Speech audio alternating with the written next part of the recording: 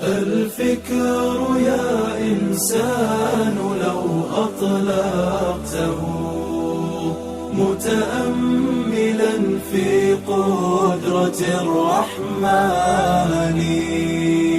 لخضعت إجلالا وتسبيحا له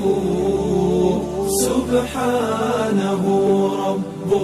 عظيم الشان يعلو ولا يعلى وجل علوه وصفاته كملت بلا نقصان سلطانه باق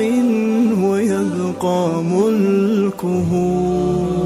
هذا ويفنى كل ذي سلطان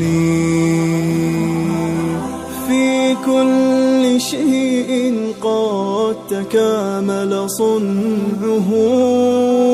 ذا محكم التنزيل